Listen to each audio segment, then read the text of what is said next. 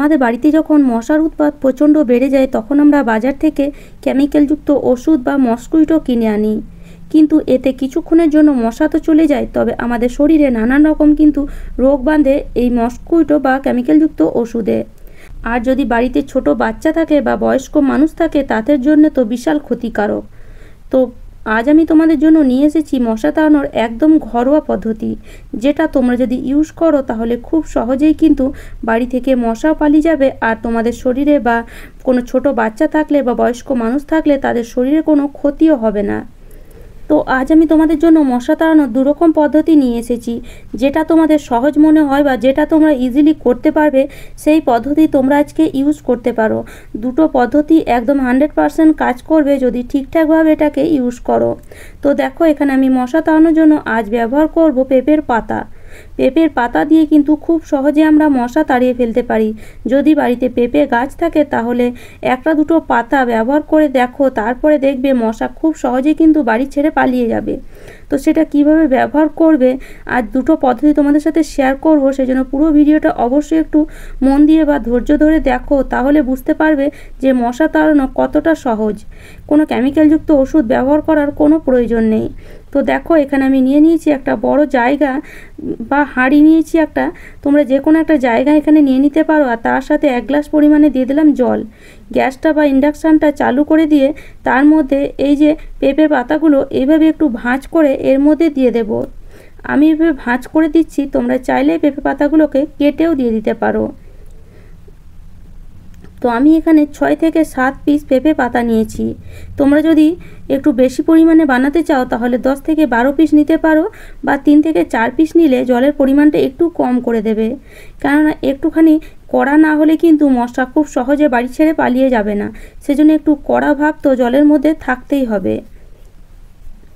তো সব পেঁপে পাতাগুলো এইভাবে একটু মুড়ে এর মধ্যে দিয়ে দেব, আর জলের মধ্যে এইভাবে একটা চামচ দিয়ে ভালো করে ডুবিয়ে দেব, আর এটাকে কিছুক্ষণ ফুটতে দেব। তো মোটামুটি 10 থেকে 15 মিনিট অবশ্যই এটাকে একদম লো ফ্লেমে ফোটাবে, এতে জলটা শুকিয়ে যাবে না আর পেঁপে পাতাগুলো খুব সহজে কিন্তু নরম হয়ে যাবে, আর জলের কালারটাও কিন্তু আস্তে আস্তে চেঞ্জ হতে লাগবে। তো দেখতেই পাচ্ছ, দেখো এখন কিন্তু পেঁপে পাতাগুলো অনেকটাই নরম হয়ে গেছে আর জলের কালারটাও কিন্তু অনেকটাই চেঞ্জ হতে এসেছে। এবার এই পেঁপে পাতার মধ্যে আরও কিছু জিনিস মেশাবো যাতে এর পাওয়ারটা আরও বেড়ে যায়। তো তার জন্য দেখো, এখানে আমি নিয়ে নিয়েছি নিম পাতা। এই নিম পাতা আমরা অনেকেই জানি মশা তাড়ানোর কাজে কিন্তু আগেকার দিনে ব্যবহার করা হতো। তো নিম পাতা যদি বাড়িতে থাকে তাহলে তো কোনো ব্যাপারই নয়, কেননা নিম পাতা দিয়ে খুব সহজেই কিন্তু আমরা বাড়ি থেকে মশা তাড়িয়ে ফেলতে পারি। যদি নিম পাতার একটু ধোঁয়া করে সন্ধেবেলায় বাড়িতে দিয়ে দাও, দেখবে মশা থাকলে হুড়ুড় করে বাইরে পালিয়ে যাবে। আগেকার দিনে কিন্তু মানুষ এই নিম পাতায় ব্যবহার করে কিন্তু মশা তাড়াতো, তখন কিন্তু কোনো কেমিক্যালযুক্ত ওষুধও ছিল না বা মস্কিটোও ছিল না, আর তার জন্য তাদের শরীরে কোনো রোগও ছিল না। আর এখনকার দিনে আমরা নানান রকম সুবিধা ব্যবহার করার জন্য আমাদের শরীরেও কিন্তু নানান রকম রোগ বাঁধছে। তো সেই জন্য একটু কষ্ট করে যদি এই প্রাকৃতিক বা এই ঘরোয়া টিপস যদি তোমরা বানিয়ে নাও তাহলে কিন্তু অনেক রোগ থেকে তোমরাও কিন্তু রেহাই পাবে। তো দেখো, এখানে আমি নিম পাতা দিয়ে দিয়েছি পুরো, এখানে কিছুটা বেশি পরিমাণে নিম পাতা নিয়েছিলাম, তো পুরোটা এভাবে ছিঁড়ে ছিঁড়ে এর মধ্যে দিয়ে নিম পাতাটাকেও ভালো করে এই জলের মধ্যে মিশিয়ে নিয়ে ভালো করে এটাকে ফুটিয়ে নেব। তো নিম পাতাটাকেও মোটামুটি আরও 5 থেকে 7 মিনিট ধরে ফুটিয়ে নিতে হবে, যাতে নিম পাতার মধ্যে যে কড়া ভাব আছে সেটা যেন পুরো জলের মধ্যে চলে আসে। তো দেখো, এইভাবে একটু ভালো করে চামচ দিয়ে নেড়ে দেবে মাঝে মাঝে, আর উলটপালট করে দেবে যাতে নিম পাতা বা পেঁপে পাতার যে রসটা সেটা যেন পুরো জলের মধ্যে চলে যায়। তো এখন দেখতে পাচ্ছ নিম পাতার কালারটাও চেঞ্জ হয়ে গেছে, তার সাথে সাথে জলের কালারটাও অনেকটাই চেঞ্জ হয়ে গেছে। দেখতে পাচ্ছ একদম লাল হয়ে গেছে জলের কালারটা। এবার এই জলটাকে গ্যাসটাকে অফ করে দিয়ে কিছুক্ষণ ঠান্ডা করে নেব। জলটা পুরোপুরি ঠান্ডা হলে তবে জলটা কিন্তু ইউজ করা যাবে। তো দেখো, জলটা যখন পুরোপুরি ঠান্ডা হয়ে গেছে তো জলের কালারটা কিন্তু আরও কড়া হয়ে গেছে। এবার জলটাকে একটা ছোট বাটির মধ্যে ছেঁকে নেব। তো যে কোনো একটা বাটি নিয়ে নেবে আর এইভাবে জলটাকে ছেঁকে নিতে পারো, বা তোমরা চাইলে একটা ছাঁকনি দিয়েও ছেঁকে নিতে পারো, তবে এইভাবে ছাঁকলেও কিন্তু খুব সহজেই ছাঁকা হয়ে যায়, কারণ এখানে আমরা গোটা গোটা পাতা ব্যবহার করেছি আর পাতা কিন্তু পড়ে যাবে না। তো জলটা দেখো ছেঁকে নিয়েছি। এবার এই জলের মধ্যে আরও কিছু জিনিস মেশাবো, তাতে এর পাওয়ারটা আরও অনেকটাই বেড়ে যাবে। তো এখানে আমি দিয়ে দিচ্ছি কিছুটা পরিমাণ লেবুর রস। তো এখানে কিছুটা পরিমাণ লেবুর রস এইভাবে দিয়ে দেবে। আর যদি লেবুর খোসা থাকে তাহলে লেবুর খোসাটাকে আগে এই জলের মধ্যে ফুটিয়ে নিতে পারো। মানে যখন আমরা নিম পাতার পেঁপে পাতাটাকে সেদ্ধ করছিলাম তখনই যদি লেবুর খোসা যদি বাড়িতে থাকে তাহলে সেগুলোকে দিয়ে দিতে পারো, সেগুলোও কিন্তু খুবই কাজের, একই কাজ করবে লেবুর রস বা লেবুর খোসা। তো কিছুটা পরিমাণ লেবুর খোসা দেওয়ার পরে এবার এখানে দিয়ে দেবো সামান্য একটু কর্পূর। এতে কিন্তু একটা খুব সুন্দর গন্ধ বেরিয়ে আসবে, যেটা আমাদের খুবই ভালো লাগবে, কিন্তু মশা বা মাছির কখনোই কিন্তু ভালো লাগবে না। তো এইভাবে এটাকে ভালো করে মিশিয়ে তারপরে এটাকে কিছুক্ষণ রেখে দেব। আরেকটা টিপস তোমাদের সাথে শেয়ার করব। তো আরেকটা টিপসের জন্য এখানে আমি নিয়ে নিয়েছি দেখো কিছুটা পরিমাণ পেঁপের পাতা। আর এই পেঁপের পাতাগুলো একটুখানি তোমার ধুলো বসেছিল তার মধ্যে, তো এগুলোকে ভালো করে আমি ধুয়ে নিয়ে এসেছি। এবার এই পেঁপে পাতাগুলোকে কি করব, একটা ছুরির সাহায্যে ভালো করে এগুলোকে কেটে নেব। তো এইভাবে একটা ছুরির সাহায্যে এই পেঁপে পাতাগুলো নিয়ে একসাথেই ভালো করে এটাকে ছোট ছোট পিস করে কেটে নেব। আর এই যে টিপসটা আমি ব্যবহার করব, মানে এই টিপসটা যে বানাবো এটাও কিন্তু খুবই কাজের। তোমাদের যেটা সুবিধা মনে হয় সেটাই তোমরা এখানে ইউজ করতে পারো। দুটো টিপসই কিন্তু 100% কাজ করবে যদি তোমরা এই দুটো টিপস ঠিকঠাকভাবে ইউজ করো। তো দেখো এখানে পুরো পেঁপে পাতাগুলোকে আমি কেটে নিয়েছি। এবার এই পেঁপে পাতাগুলো দিয়ে দেবো একটা ছোট মিক্সি জারের মধ্যে। যে মিক্সি জারের মধ্যে আমরা সাধারণত মশলা বাটি, তো সেই মিক্সি জারের মধ্যে এই পেঁপে পাতাগুলোকে দিয়ে দেব।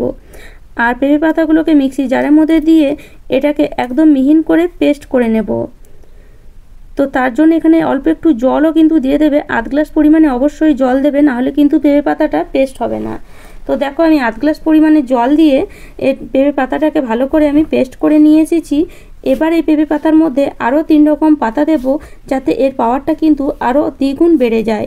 তো প্রথমে এখানে এই পেঁপে পাতার মধ্যে দিয়ে দেব কিছুটা পরিমাণ নিম পাতা। এই নিম পাতা তো আমরা সকলেই জানি যে মশা তাড়ানোর কাজে কিন্তু খুবই উপকার। আমি বারবারই বলেছি বা আমি বারবারও ব্যবহার করেছি নিম পাতা। যে কোনো আমি রেমেডি বানাই তার সাথে কিন্তু আমি দেখবে নিম পাতা ব্যবহার করি, কারণ নিম পাতার পাওয়ারটা অনেকটাই বেশি। যে কোনো পোকামাকড় বা মশা তাড়াতে কিন্তু নিম পাতা খুবই কার্যকারী। তো দেখো এখানে কিছুটা পরিমাণ নিম পাতা দিয়ে এটাকেও ভালো করে আমি পেস্ট করে নিয়ে এলাম। আর জল কিন্তু আর দিইনি, প্রথমে যে জল দিয়েছিলাম সেই জলের মধ্যেই আমি পেস্টটা করে নিয়েছি। এবারে নিম পাতার মধ্যে আরও 2টো পাতা অ্যাড করব। তো এখানে আমি প্রথমে আরেকটা পাতা দিয়ে দিচ্ছি, সেটা হলো লেবুর পাতা। যদি বাড়িতে লেবুর গাছ থাকে তাহলে এরকম লেবুর পাতা তো থাকবেই। তো লেবুর পাতাগুলোকে এই নিম পাতা বা পেঁপে পাতার সঙ্গে একটু পেস্ট করে দেখবে, খুব সুন্দর একটা গন্ধ বেরিয়ে আসবে। আর বাড়ি থেকে সব ধরনের পোকামাকড়ও কিন্তু পালিয়ে যাবে।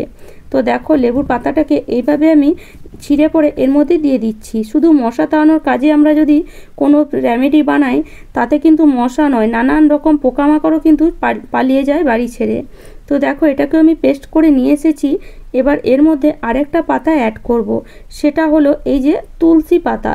আর এই তুলসী পাতা কিন্তু সবার বাগানেই থাকে, কেউ বলতে পারবে না যে তুলসী পাতা আমার বাড়িতে নেই। তো তুলসী পাতা যদি কম থাকে, যদি একটাই গাছ থাকে, তাহলে 2 থেকে 3 পিস তুলসী পাতা ছিঁড়ে এর মধ্যে দিয়ে দেবে। একটা সুন্দর ফ্লেভারও আসবে, গন্ধ আসবে। আর তার সাথে কিন্তু তুলসী পাতার যে স্মেল সেটা কিন্তু কখনোই মশা মাছি বা কোনো রকম পোকামাকড়ের সহ্য হয় না। তো আমার বাড়িতে যেহেতু বা আমার বাগানে যেহেতু অনেক তুলসী পাতা আছে, সেই জন্য আমি একটু বেশি পরিমাণে দিয়ে দিলাম। এবার সব জিনিসগুলোকে ভালো করে একবার পেস্ট করে নিয়ে এসেছি। তো দেখো একদম মিহিন করে কিন্তু এটাকে পেস্ট করে নিয়ে এসেছি। এবার এই পেস্টটাকে আমরা কিভাবে ব্যবহার করলে আমাদের বাড়ি থেকে মশা যাবে আর তার সাথে সাথে সব রকমের পোকামাকড়ও কিন্তু পালিয়ে যাবে। তো তার জন্য দেখো একটা জায়গা নিয়ে নিয়েছি আমি, আর তার মধ্যে এই যে পেস্টটাকে ছেঁকে নেব। তো এরকম একটা ছাঁকনি নিয়ে নেব আর এই পেস্টটা নিয়ে নেব। আর পেস্টটার মধ্যে আমি এবার দিয়ে দিচ্ছি কিছুটা পরিমাণে জল, কেননা পেস্টটা অনেকটাই ঘন হয়েছে, এইভাবে কিন্তু ছাঁকা যাবে না জল না দিলে। তো এভাবে একটুখানি বেশি জল দিয়ে পেস্টটাকে ছেঁকে নেব, যাতে জলটা তো পরে দিতেই হবে, এখন দিই বা পরে দিই। তো সেই জন্য এখানে জল এখানে দিয়ে দিচ্ছি যাতে এটা ছাঁকা ভালো হয়। আর এভাবে ছেঁকে নিলে যে রসটা বেরোবে সেই রসটাই কিন্তু কাজে দেবে যে কোনো পোকামাকড় বা তোমার মশা তাড়ানোর কাজে। তো এইভাবে দেখো পেস্টটা মিক্সি জারের মধ্যে আমি জল দিয়ে এবার এটাকে ছেঁকে নিচ্ছি। আর দেখতেই পাচ্ছ একদম সবুজ হয়ে গেছে, মানে রসটা খুবই কিন্তু কড়া হয়েছে। যে জলটা আমরা নিচ্ছি সেই জলটা কিন্তু খুবই কড়া হয়েছে, আর এই কড়া ভাবের জন্যই কিন্তু মশা একটাও কিন্তু বাড়িতে থাকবে না। তো দেখো এভাবে এটাকে ছেঁকে নিচ্ছি, আর ভালো করে এটাকে ছেঁকে নিতে হবে। তোমরা মানে যে পাতা বলে অবহেলা করে কিন্তু এটাকে কখনোই ফেলে দিও না। এইভাবে একটু ভালো করে এটাকে জল দিয়ে বারবার মিক্সি জারের মধ্যে জল দিয়ে আর এইভাবে হাত দিয়ে একটু চিপড়ে চিপড়ে ছেঁকে নেবে, কেন এই জলটা দিয়ে তোমরা অনেক কাজ করতে পারো। এই জলটা তোমাদের ফিনাইলেরও কাজ করবে। তো এই জলটা দিয়ে তোমরা কি কি কাজ করতে পারো সেটা আমি মানে পরে বলছি, সেটার জন্য তোমরা পুরো ভিডিওটা অবশ্যই দেখো, তাহলে বুঝতে পারবে এই জলটা দিয়ে আমরা আরও কি কি কাজ করতে পারি। তো এইভাবে আমি ভালো করে দেখো একদম চিপড়ে চিপড়ে এটাকে ছেঁকে নিচ্ছি। এটাকে ভালো করে ছেঁকে নিয়েছি। এবার এই জলটার মধ্যে আরও একটা জিনিস মেশাবো, যার কারণে এই জলের পাওয়ারটা আরও কিন্তু দ্বিগুণ বেড়ে যাবে। তো তার জন্য এখানে দেখো সামান্য একটু ডেটল দিয়ে দিচ্ছি। আমরা ডেটল সাধারণত পোকামাকড় তাড়ানোর কাজে ব্যবহার করি। তো এইভাবে যদি ডেটলটা ব্যবহার করো তাহলে তোমাদের ডেটলের খরচাও কিন্তু অনেকটাই কমে যাবে। মানে বুঝতেই পারছো কতটুকু এখানে ডেটল দিয়েছি। আর এই জলটা আমরা কিন্তু 15 থেকে 20 দিন খুব সহজেই ব্যবহার করতে পারি। একটা যে কোনো বোতলে এটাকে স্টোর করে রেখে দাও, তারপরে এই জলটা দিয়ে তোমরা ঘরও মুছতে পারো, মশা পোকামাকড় তাড়ানোর কাজে ব্যবহার করতে পারো। কোনো কিছু পরিষ্কার করতে হলেও এই জলটা দিয়ে যদি পরিষ্কার করো তাতেও কিন্তু পরিষ্কার হয়ে যাবে। তো এইভাবে কিন্তু এই জলটা তোমরা ব্যবহার করতে পারো। তো এটাকে ভালো করে মিশিয়ে নেব, তারপরে আমি তোমাদেরকে বলছি এই জলটাকে তোমরা কিভাবে ব্যবহার করবে। তার আগে যে জলটা বানিয়েছিলাম সেই জলটাতে আমি জলটাকে আমি একটা স্প্রে বোতলে ঢেলে নিয়েছি। আর এইভাবে যেখানে যেখানে তোমাদের মনে হয় যে মশা মাছি বা আরশোলা বা পিঁপড়ে বা টিকটিকি খুবই বেশি পরিমাণে আসে বা বেশি পরিমাণে এখানে দেখা যায়, তো সেখানে এইভাবে একটু স্প্রে করে ছেড়ে দাও।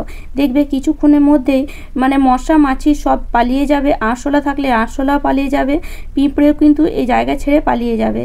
আর যদি বাড়িতে টিকটিকি থাকে সেগুলোও কিন্তু এই জলটা স্প্রে করলেই পালিয়ে যাবে। তো একটা মশা তাড়ানো রেমেডি দিয়ে তোমরা নানান রকম পোকামাকড়ও কিন্তু তাড়িয়ে ফেলতে পারো। তো সন্ধেবেলায় যদি বাড়িতে খুব বেশি মশা হয় তাহলে এইভাবে একটু বাড়ির চারিধারে স্প্রে করে দাও, দেখবে মশা হুড়ুর করে বেরিয়ে যাবে। আর বাইরে থেকে কোনো মশাই কিন্তু আর ঘরে আসবে না। রান্নাঘরে এভাবে স্প্রে করে রাখতে পারো। রান্নাঘরে দেখবে অনেক পরিমাণে মাকড়সাও দেখা যায়। এভাবে যদি স্প্রে করে রাখো তাহলে কিন্তু মাকড়সাও বাসা বাঁধবে না। আর আরেকটা যে জল বানালাম সেই জলটাকে তোমরা এভাবে একটু বেসিনের মধ্যে রাতের বেলায় দিয়ে ছেড়ে দাও। অনেক সময় বেসিন দিয়ে রাতের বেলায় পোকামাকড় বেরিয়ে আসে। তো এভাবে যদি দিয়ে ছেড়ে দাও তাহলে পুরো ড্রেনটা কিন্তু পরিষ্কার হয়ে যাচ্ছে। ড্রেনের মধ্যে অনেক ধরনের পোকামাকড় থাকে, তো এই জলটা কিন্তু পুরো ড্রেনের মধ্যে চলে গেল। তার কারণে ড্রেনের মধ্যে যে পোকামাকড়গুলো আছে সেগুলো কিন্তু বেরিয়ে যাবে। আর তার সাথে সাথে তো বেসিনের মধ্যে আর আসবেই না। সকালে বেসিনটা এভাবে একটু পরিষ্কার করে নাও, সাথে সাথে বেসিনও পরিষ্কার হয়ে যাবে। আর যদি বাথরুম দিয়ে তোমার পোকামাকড় খুব বেশি পরিমাণে আসে তাহলে এই জলটাকে এইভাবে একটু ঢেলে রাতের মধ্যে রেখে দাও, সকালে এটাকে পরিষ্কার করে দাও, দেখবে ড্রেনটাও পরিষ্কার হয়ে যাচ্ছে। তার সাথে সাথে কোনো পোকামাকড়ও কিন্তু বাথরুমে আর তোমরা দেখতে পাবে না। তার সাথে সাথে মশাও কিন্তু বাথরুমে কমে যাবে। তো আশা করি বন্ধুরা আজকের টিপসটি তোমাদের কাজে আসবে। আর আমার টিপস যদি তোমাদের এতটুকুও ভালো লাগে তাহলে অবশ্যই লাইক করো, শেয়ার করো আর আমাকে কমেন্ট করে অবশ্যই জানিও। আর এই ধরনের টিপস দেখার জন্য আমার চ্যানেলটিকে অবশ্যই সাবস্ক্রাইব করে নিও। তাহলে চলো আজ এই পর্যন্ত। ভালো থেকো, সুস্থ থেকো, ধন্যবাদ।